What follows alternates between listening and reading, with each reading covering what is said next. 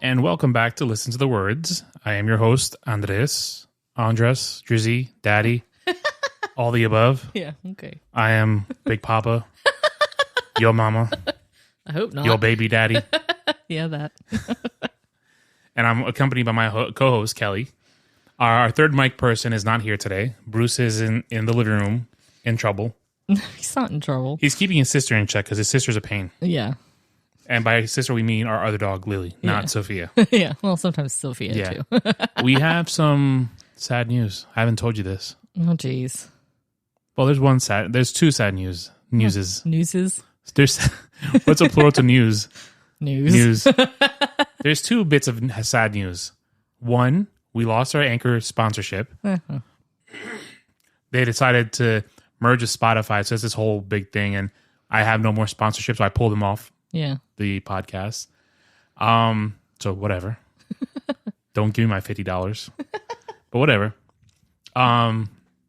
Secondly, one of our family members is being fixed. What? Yeah. What are you talking about? One of our close family members is out of commission and is being fixed for 3 weeks. My car. Oh my God. It's a sad day. It's not a sad I had to day. drop off that was like Monday when that... Yeah, and today's Friday.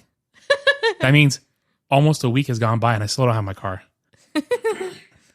But my car decided to get chicken pox. It did not get chicken pox. That's the only way I could describe it. It started peeling. Paint started peeling in the most awkward positions. Like it just got chicken pox. Just random. Yeah, the hood got spots. the hood got a whole bunch of spots, and then the roof got a whole bunch of spots. It's just it looked sickly. It looked like it had chicken pox. My poor car was just. So I was like, I had been delaying doing it for a while because there was a couple spots here and there, and I'm like, I'll wait till I get a new car, and I won't have to worry about it. But ain't no new car in my future. No. So my mother knows someone who paints cars for a living. Yeah. So I talked to him. He gave me a quote. The quote was reasonable, but not. Well, it's not cheap to paint your car. It's cheaper than... He could have charged what he normally charges people, but because he knows your mom... He gave me almost a half... Yeah. A 50% off break. Yeah, so... Which still hurts, though. Yeah, but... He's like, you just bring me half up front and then the half at the end. And I was like, this turned into a drug deal. Like, fine, I'll bring you half. And I was like, well, how long is it going to take? Because I'm thinking, I'm paying you a significant amount of money. How long is it going to take? He's like, 2 to 3 weeks. And I was like, oh my God. Well, painting a car it can be a long process when you do it right. Well, he's sanding it all down and putting a brand new coat of paint. He's like, it's going to look like a brand new car. Yeah. So I was like, all right. So I had to get new tires. So I got that before I got the car painted because I was afraid that if I got the car painted and I take my car to the shop to get new tires, they'd ding it up. They'll ding it up, yeah. Yeah. So the car is good. Well, it will be good. Yeah. It'll have a brand new coat of red, fiery paint. And then when I get the car back, I'm gonna take it to get the windows tinted. Mm-hmm. So I'm excited about that. And I might upgrade the sound system. I don't know. I haven't decided yet. Look at you spending all the money on your car. Yeah. I hate driving your car. Only because I have to get so low to get into it. It's because and getting out just sucks. Yeah. But I love my car though. That's my car is the family car. That's our road warrior. Yeah. So she needs love. Yeah, I know. She needs lots of love. Yeah. Because we can't afford a new car right now. No, we can't. So, yeah. How was your week? It was fine. We haven't recorded in a while. Yeah, I know. I'm trying to think if anything. We haven't recorded like in a month. Yeah. We got a new camera for outside. Oh, jeez. So, I'm not going to name the company just yet. No. Because they've done right by me. But I ordered a new security camera. They had one of our security cameras is on the fritz. Yeah. Because we have a squirrel in the neighborhood who I have a beef with. I'm sure we've talked about it before. Yeah, we have. That he decides to swan dive off the trees onto my camera. I've witnessed this firsthand. He's knocked it off kilter. He's knocked it off the base. He has a vendetta against that camera. Yeah, but you know what's funny? He doesn't like it. You know what's funny? He hasn't done it to this one. I rotated the camera. I put that one over here. Well, that one over here. And I put the old one over by the entrance. He knows it's not the right He's one. like, this isn't the right camera. Unless he got hit by a car. Yeah, that too. God willing, I he haven't did. seen him in a while, so I don't know. But he took out my camera, so it's on the fritz. It's on the way out. So I was like, let me just order a new one. Yeah. And the company released a new one that motion tracks and this and that. So I was like, oh, let me get that. So when I ordered it, it said if you want to use it outdoors, you need an outdoor adapter. And I said, all right, cool. Let me order the outdoor adapter along with the order. I get it all at the same time. Yeah. Genius. Yeah. I mean, it's no brainer. So I get the camera and I get the adapter and I open the box and I look at the box and I'm like, this cable's wrong. This outdoor adapter's wrong. Am I boring you? No, I'm watching the dogs. Just leave them be. If they kill each other, that's fine. Bruce is survival of the fittest. Zoomies right now, and it's hysterical. All right, so I am the cord is completely wrong. Yeah, it's the wrong cord because this camera has a special connection, and the cord I'm supposed to have has to have that connection. Yeah. But the one they sent me did not have that connection. I'm like, all right, cool. And it was labeled. The right one, but it was not the right one in the box. The right one. Yeah. So I email them, or actually I chat with them. I'm like, hey, look, I'm thinking you guys have just a mislabeled box. What can you do? They said, hey, sorry about that. We'll send you a new one. Mm-hmm. I was like, do me a solid and just double check the box before you send it out. Just double check it and make sure that it's right before you send it out. I was like, I specifically need this L-shaped adapter that goes into the camera. They said, oh, Mr. Hernandez, don't worry about it. We got this covered. I said, fantastic. Can you just leave the camera alone because you're distracting me? I'm sorry. You keep looking at this. I'm like, am I that boring? No, you're not boring. All right, so just put the phone away. You want to just stop recording? It's fine. We don't have to record. You're making it awkward. I am making it awkward because when I'm talking to someone, it's nice to see their reaction, not just on the phone. Well. So I asked them to check. They said, oh yeah, well, it'll be fine. You'll get the right one this time. All right, cool, whatever. Get the second box.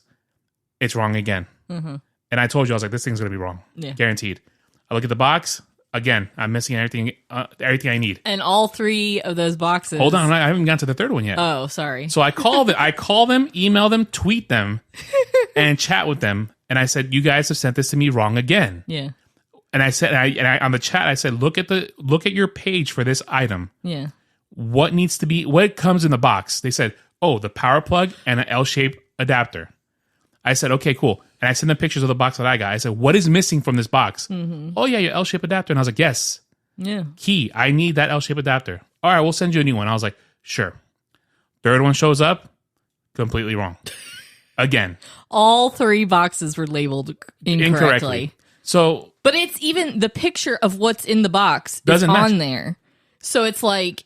And you know what's funny that I just showed you all right, so this is where we get to the next part. Yeah. So yesterday, I was like, you know what, for giggles, I'm going to check if Amazon has this cord. Yeah. I check it and it's there. And I was like, you know, I'm going to order it. Yeah. Ordered it. I got it today. We get the box. I told Kelly, I was like, I said, I would bet the mortgage that this box will be wrong. I should have bet you. I was like, I bet you that amount of money that this will be completely wrong. Yeah. We got it and it's right. Yeah. And what if you notice on the box, the adapter is circled in and it says for the pan cam. Mm-hmm. Yeah, the picture of the adapter is on the box and it's circled. Yeah, by the company, it's circled it's saying like this dotted lines around. Like, it jumps out at you like, oh wait, that's the L-shaped adapter I need. Yeah. So Amazon got it right within a day. The company still hasn't got it right. So Amazon must have a separate stock. Must have, or maybe this company sent all their stock to Amazon and they got nothing left. I don't know. Or their stock at their. Oh wow. Okay. I'm so sorry. Their stock at their warehouse is just all mislabeled. They finally told me we have an issue at the warehouse with inventory. It's like our inventory is wrong, and I was like, I've been telling you that for a week, for 2 weeks now. Yeah, I've been telling you it's wrong. Yeah, and they're like, well, and this is like hours of phone calls and emails and texts, and chats. Yeah. And they're like, well, we can give you, we'll give you a refund. We'll give you a gift card for your refund. I was like, I don't want to buy any more stuff from you guys. Yeah. Not right now, at least. And I was like, if you give me my refund, I want my money back to my payment method, which I went through immediately. Yeah. But I was like, and you seriously are not going to offer me anything for wasting my time? I'm waiting for this thing for 2 weeks and you can't give me anything. Oh, we'll give you $15 gift card. Oh, gee, thanks. Not even a 30. I can't even buy another camera. Yeah. Like 15. Well, it's half of a camera, but whatever. Yeah. Still. But we don't need any more cameras. No, we don't.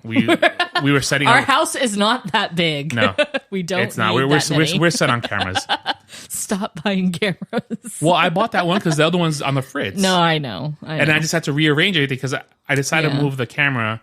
That camera somewhere else. Yeah. So, but it's fun. Yeah. We got everything, and it's sorted out. Everything's done now. The one that we installed last, I put it on the gutter itself, so it has a clearer view. So, all right. So, what's this week's episode? So, this week's episode is "Every Breath You Take" by The Police. By The Police. We're actually doing something different and just doing a song. Yeah, I kind of missed the brackets. Well, we don't have to do this. You specifically said, let's do The Police. Yeah, I know, because you did the work for it. I did the work like 3 months ago. Yeah, I know. So we need to do it. All right. So let's do it. All right, let's go. All right. So if you're not familiar with The Police, the lead singer of The Police is Sting, which is really probably the coolest lead singer name ever. Yeah. Sting. But that's not his, like, legal name, is it? His name's like Bert something or other. No, I'm not even kidding. I like Sting better. I will tell you exactly He what it needs to legally change it to Sting. Just Sting. It really is like Bert. It is Gordon Matthew Thomas Sumner. Yeah, Sting is better. So Sting Where did he get Sting from, I wonder? Do you want me to find out? No. It's fine. I'm just talking. How did Sting get his name? It's gonna be like he got stung by a bee one day, I bet. He got stung by a hornet. He received the name Sting from one of his Phoenix Jazzmen, apparently a bandmate, because of the black and yellow striped sweater he often wore while performing. So he looked like a bumblebee. That's pretty cool, though. That's kind of okay. That's weird. I wouldn't tell people that. I got stung by like 50 bees, Right? and I survived. And I survived. Or like I have a tail and it looks like a stinger. Ooh, no, let's not do that. All right, so that's called a hemorrhoid. no, that's inside. But that's a really bad hemorrhoid. This is someone who doesn't have hemorrhoids. You don't know the struggle we go through, people. Us hemorrhoidal people. It takes a lot to survive, to live with this condition. All right. So Sting wrote this song in 1982, which is 2 years before we were born. Yep. In the aftermath of his separation from Frances Tomlty and the beginning of his relationship with Trudy Styler. Their split was controversial because he was married, obviously, to Frances, and who happened to be Trudy's best friend. Oh, no. Oh, no. You didn't know this, did you? No, because you didn't read any of this. I didn't know this story. You didn't read any of this. I like to be surprised. You guys don't do. You guys don't know the stuff that I have to do to make this podcast happen with Kelly. Man, I just have to fire and get a new co-host. Oh, yeah. Okay. Good luck with that. I got one in the wings ready to go. Good luck with that. He's ready to roll. Who? Gino. Oh. Gino's ready. Oh, look at that. Kelly said, please. Gino can't hold up to me. You don't have the chemistry. Y'all don't have the chemistry. We got that chemistry. Yeah, but not like we do. All right. So, Sting and Frances actually lived next door to Trudy as well. Can you imagine? Oh, jeez. So, A, you fall in love with your wife's best friend. Oh, God. And B, she lives next door. Mm-hmm. So, to escape the public eye during this whole controversy of him hooking up with his wife's best friend, he went to the Caribbean and started writing the song at Ian Fleming's writing desk on the Golden Eye Estate in Cabeza, Jamaica. Do you know who Ian Fleming is? The name sounds familiar. You want to take a wild guess who he is? Songwriter? Mm-mm. Author? Mm-hmm. Oh. What did he write? I don't know. What? Oh! He wrote Goldeneye. He's the writer. He's a James Bond writer. He's a creator of James Bond. Mm-hmm. So the lyrics are the words of a possessive, I can't say that word, wow. A possessive lover who is watching every breath you take, every move you make. Yeah, that is stalker. The song is stalkerish. It's stalkerish.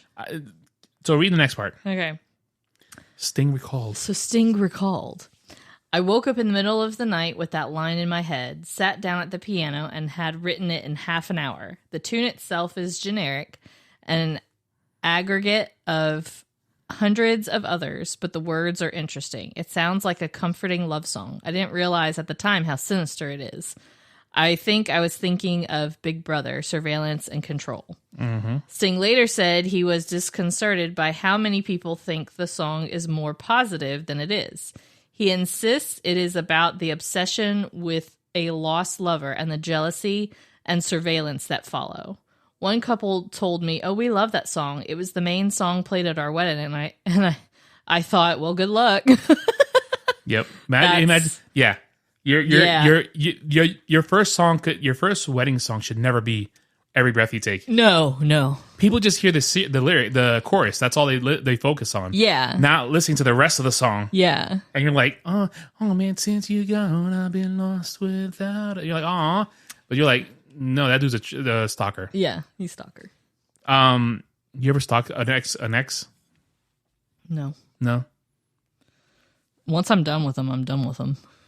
There was one girl I followed around. And not followed around, but like when I would see her, I'd be like, oh, I miss you. I didn't see my first boyfriend lived in another state. And then the other one, we were in the same state and not far from each other, but we just were in different circles.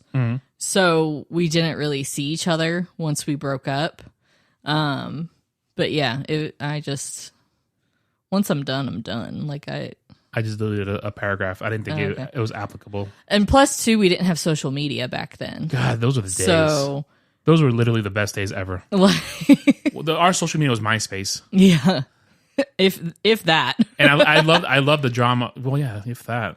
I love the drama of when you like make your top 5 friends. Yeah. Well, why didn't I make your top 5? And I was like, because you didn't. Like my top 5 literally consisted of Ryan was number 1 all the time. Number 2, heck, I don't remember anymore. Yeah. But then when they expanded to the top 10, everybody's like, "Oh, am I in your top 10?" And then when MySpace allowed you to put music on your profile picture, you remember that? Yeah. That was the best. Yeah. I liked that you could change the layout, background, and the look and everything. Yeah. Okay. I liked that. So, according to Back to Mono box set book, wow. You all right over there? Yeah, I know. It's been a long week. You want me to read? Yeah, please. Okay. According to the Back to Mono box set book, Every Breath You Take is influenced by a song entitled Every Breath I Take.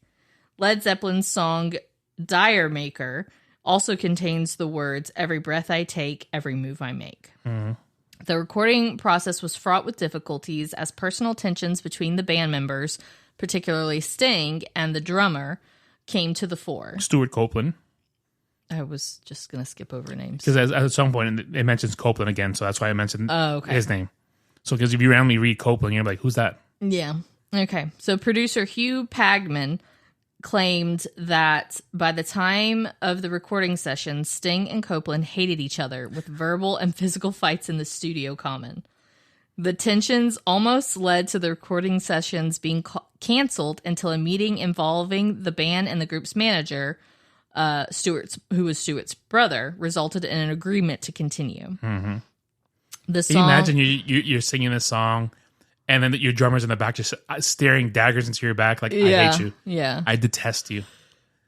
Do you want to just stop recording? No, I'm sorry. I can't help it. We can really stop right now just for you. And we'll pick it up again tomorrow. I can't help so you can take a quick little nap. I can't help it. Jeez. Now people are going to be listening to this like, he must be really boring. She won't even look at him while looking at his phone and yawning. Oh my God.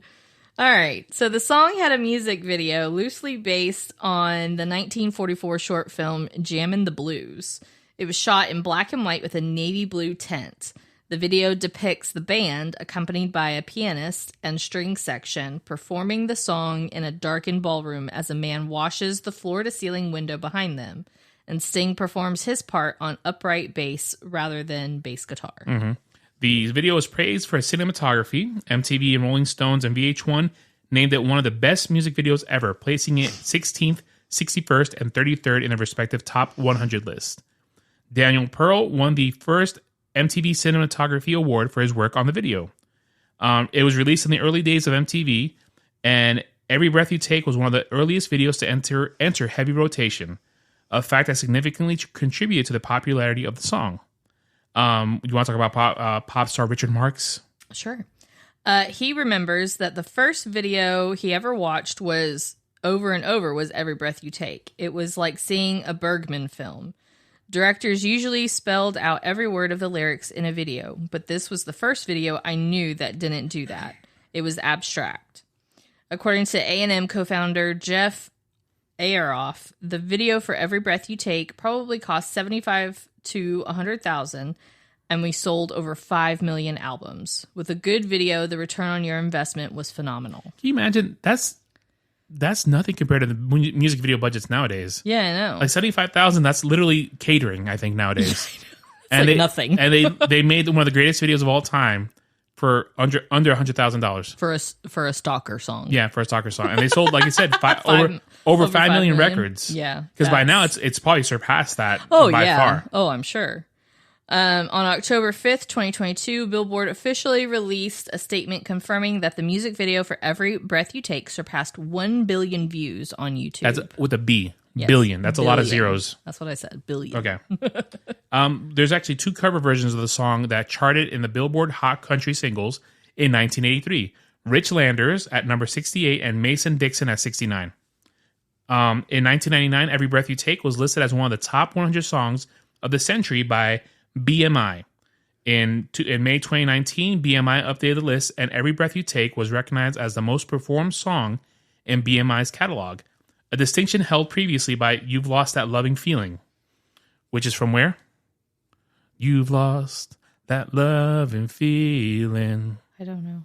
Whoa. I know the song. I don't know. You don't remember? No. Top Gun. Remember that they play it on the piano? Yeah. No, you're gone. I remember that now. Gone. In 2003, VH1 ranked the song as the number 2 greatest breakup song of all time. It actually, what would be number 1? I don't know. I'm curious. Yeah, we'll have to. I wonder if I could click on this link. It's gone. So, as of 2003, Sting was making an average of $2,000 per day in royalties for the song. In 2003, that's 20 years ago. That's crazy. So I bet you he's making like at least $10,000 a day from that. Can you imagine just making that much money in a day for a song? Something that you wrote because you cheated on your wife. Right? Like, hey, my wife's best friend, I'm going to cheat with her and write a song. Like, how does she feel now? I don't know. She must get bang. 2,000 from that, she gets at least 1,500.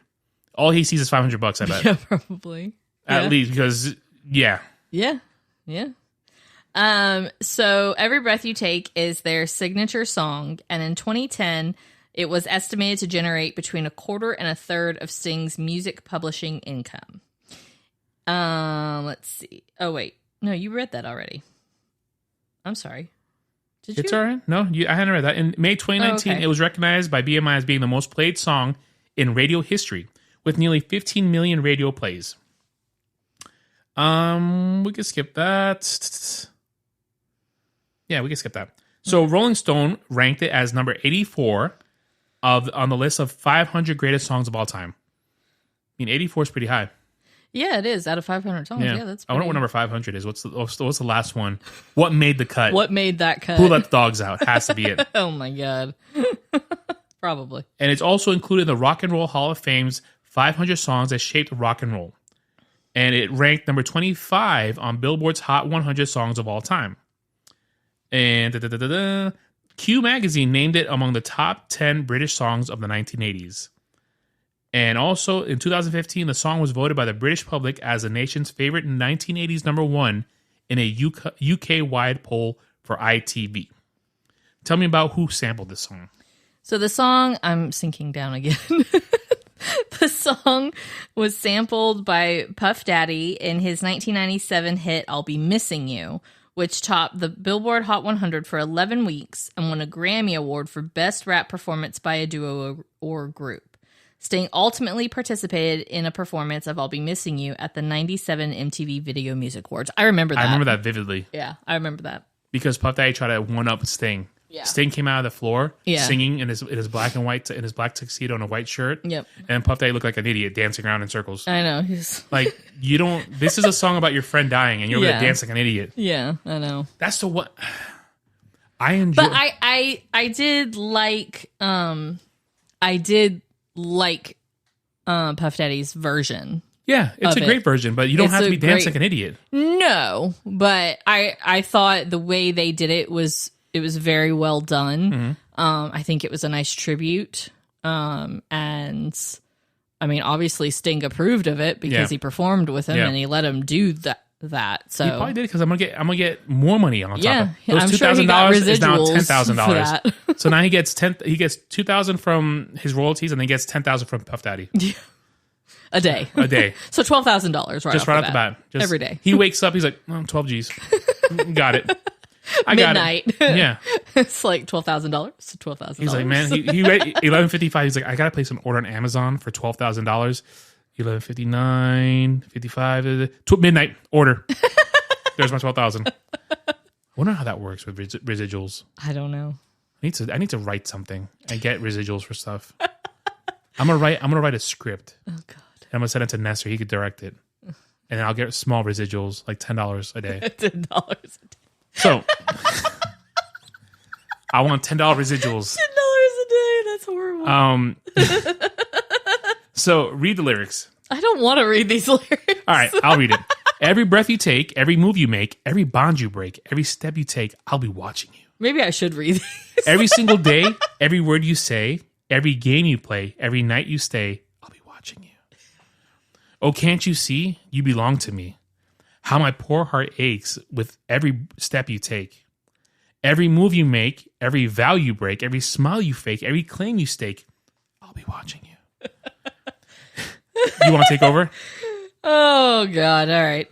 Since you've gone, I've been lost without a trace. I dream at night, I can only see your face. I look around, but it's you I can't replace. I feel so cold, and I long for your embrace.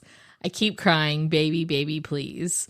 Oh, can't you see? You belong to me. My poor heart aches with every step you take. How my poor heart aches. I'm sorry, how my poor heart aches. And then it's the same thing over and over and over again. He goes, every breath you take, every move.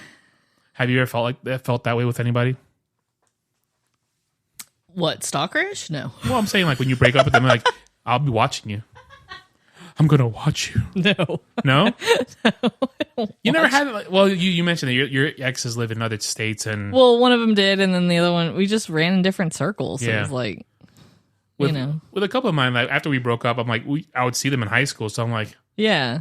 I miss you. See, I didn't have that. Yeah. I had like guys that I liked in school, but nothing, ever came of that. I think it was mostly I mostly did that when I broke up with the girl. No, when the girl dumped me.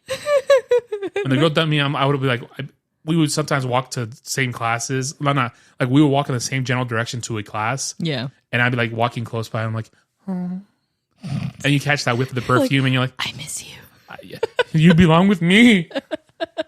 Wrong song. But he says it in this one. Oh, yeah. Can't you see you belong with me? Yeah. Yeah. No, he says you belong to me. Yeah, you belong to me. I was really stalkerish at 17. I'm like, get over here. Get over here. You belong with me. But I love the song. Yeah. But when you really dive into the lyrics, you're like, it's why would you ever put this as a wedding song? Like, maybe not this one. Like, that's like saying this is a divorce song. Let's put Roxanne on. but this is a divorce song. Yeah, I know. Not a wedding song. So people are like, you could take parts of the song and make it a wedding song. Sample it. Sample like P. Diddy did. Right. And get and pay Sting $10,000 a day. Oh my God. Yeah. Do you like the song? I do like the song overall. I like the song without the connotation of what it means. Right. I like listening to it with my own interpretation in my head of you broke up with the girl or she dumped you and you still want to be with her, not be stalkerish. I'm like, right. I want to be with you. You are mine. Yeah. You are my possession. Yeah. I don't like that part. No, not at all. So we hate the song apparently. No, this song sucks. No, obviously it's a great song because it's been voted, but then again, British people voted it like the greatest song of all time. British people are weird. If you're in the UK, I'm sorry. You guys are weird sometimes. Look, and Americans are weird. I worked for a British company for 12 years. Yeah. I have. That's a big chunk of my life. Yeah, that's a quarter of my life. That's a marriage. That I worked for a British company, so I know how you people roll. Yeah, yeah. That was most of our married life. Yeah. It's funny because when I'm at work, they'll hear like a British person talk or someone comes to visit and have an accent. They're like, oh my God, it's such a pretty accent. I'm like, ugh. I was like, It can be. It depends on where they're from, too. I said most of my career, I worked at a British company. So I heard every single type of accent. Yeah. I've heard every single curse they have. I've heard every single insult that they have. Yeah. I was like, I don't want to hear it anymore. Yeah. Like sometimes when we're watching movies or TV shows and they all default to British accents, I'm like, ugh. Yeah. Yeah, because it left a bad taste in your mouth. Yeah, I'm so like, come on, like pick another accent. Well, look, like if we ever get to Europe, that's all you're going to be hearing. I don't mind that. No, once we go to London, whenever that may be, we're gonna be staying with good. We're gonna see cool people. Not friends. Friends that I have that have left the company already. Right. And we get to hang out with them. Well, and then friends that you had before that you've known for a long time too. So it should be good. So I think that's it for the song. Yeah, there's not a whole lot. It's not much more we can say for a stalker song. No, not much. But we want to talk. We want to talk about it for a second. Yeah. Oh yeah. Oh yeah. So let me get my stuff out of the way because you get wet in your whistle because you have a long speech. So the show Instagram is Listen to the Words Podcast, all one word. The show email is listen to the words pod@gmail.com. Have at it. So my Instagram and Etsy is Crafty Kelly's Workshop. Crafty with a K. Kelly is Kelly. I created a Facebook group as well called Crafty Kelly's Workshop. I thought you were going to say Crappy Kelly. I was like, did she really just say that? So feel free to join the group, share with your friends. Crappy with a K. Yeah. My show email is listen to the words podkelly@gmail.com. And if you've emailed me, I apologize because I rarely check it. What? Okay. But I will check it. I'm going to check it. I promise. All right. And my, my travel page on Instagram is Kelly Marie Travels and the number 1. Because she's number 1 for your travel needs. Is that all? Bruce has an Instagram. It's Bruce the Doxy Pin. Yeah. Doxy is Doxie. Bruce sucks. No, right. He doesn't. With that being said, no, Lily's the one that's awful. Yeah. Lily's become an old crotchety old lady. Yeah. How do you want to sign off? I'll be watching you. I was going to say you belong to me. Aww. All right, thanks guys.